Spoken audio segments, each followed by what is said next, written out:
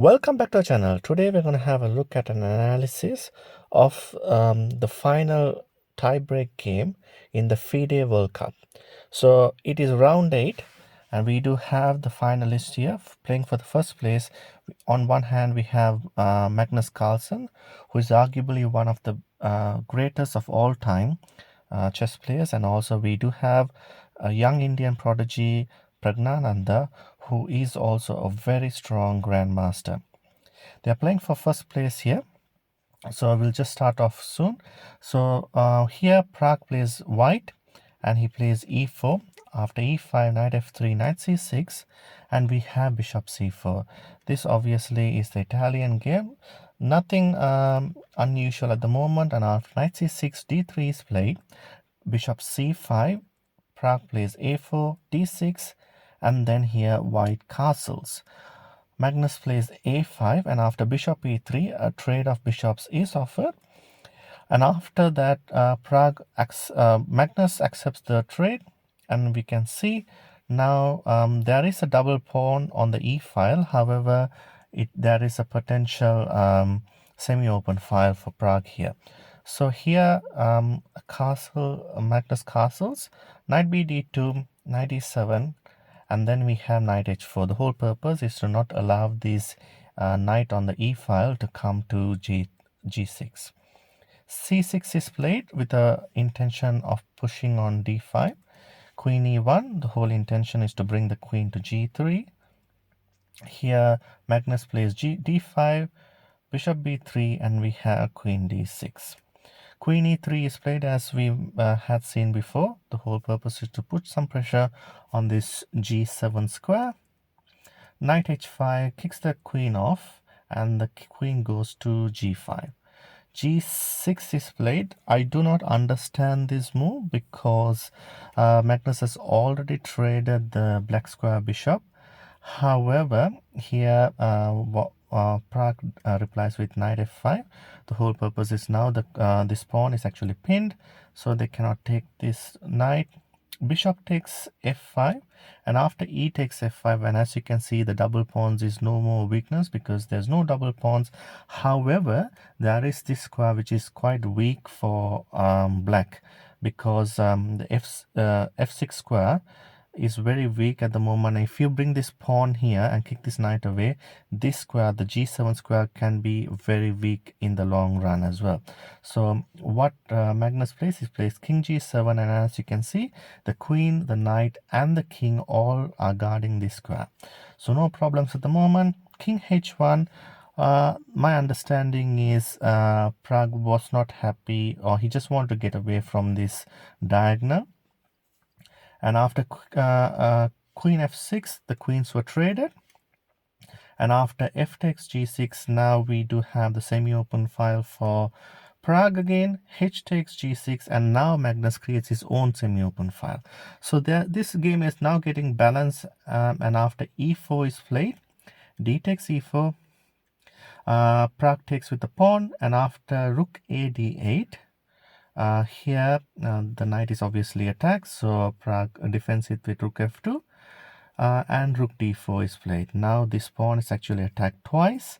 However, Pragg does not worry about this pawn because he plays rook a f1. The whole idea is if Magnus plays knight takes e4, knight takes e4, rook takes e4, then you can attack this pawn here because of the bishop. And as you can see, there's a check. You cannot take this knight because there is a back rank weakness, but as it sees, it's still a very balanced game, so there's nothing to worry about. And that's the whole point. Pragg wasn't worried about the pawn on e4 because this f7 pawn was a weakness anyways. So that's not what happened. What Magnus played was knight e g8. Now I just want to see, as we analyzing this, just look at Magnus's pieces. All his pieces, especially his knights, are all on the defensive mode. c3 is played, attacking the rook d7, and after rook e2, rook e7, bishop c2. We also want to see what is a good square for the knight. Obviously for the white knight, this c4 square is important because it puts pressure. It won't, I mean, you can't win these pawns, but it put pressures on the a5 and the e5 square pawns. So knight b d7. Here knight c4 is played, putting pressure on these two pawns, and rook a8. Now look at Magnus's pieces. All his pieces are on defensive mode. And Prague, on the other hand, has some, he's putting more pressure. He's putting more pressure on the black pawns rather than Magnus. So I just wanted to remember this position, because see how Magnus, he turns the table very quickly by offering us exchange. So g4 is played, f6, and then rook g2. Obviously, Prague wants to push the pawn on the g file. Knight h6, and then g5 is played. After the pawns were traded, now obviously Prague has this full open file. Knight f7 is played, attacking this rook. So rook retreats to g2, and after rook e6, rook d2, Prague has these two files now. Rook f6 is played, and I think this is the most decisive movement. Personally, was the decisive movement. After rook takes f6, knight f6, and all of a sudden, these pieces which were all on defensive mode have more potential. Now I already have a very good square for this knight, because these rooks were traded. There's no worry about this open file. That knight can come to f4, and that's so there is very good potential for black here. b4 is played. Now because black is trying to come and attack on the king side, Prague is going on a queen side attack. After the pawns were traded, now obviously there is this dangerous a pawn. And after king e7, we have a5. And as you can see, if Prague manages to create a pass pawn on the a file, it can be very difficult to defend that, especially with these knights. And also Prague has a bishop, which is a long range diagonal attacking piece. After rook h8, attacking or putting pressure on this pawn, rook e2, and knight h5. I think rook and as you can see, all of a sudden the pieces which were on defensive start to make sense, because now after knight h5 there is obviously a fork threaten. So what does Prague do? He simply plays king g1, and anyways here a knight f4 is played, attacking this rook. Rook d2 and rook h3, and all of a sudden all these pieces which were defensive have come to an attacking mode. And as you can see, Prague, who was putting pressure on black's pieces, all of a sudden does not have a move. There's no real attacking move or active moves for white here. The only passive move is bishop d1, which doesn't loses. All the other move loses. Prague was very ambitious. He played a6, and as you can see, his time is also running low. He has 16 seconds, and he's just playing his moves on increment. He plays a6.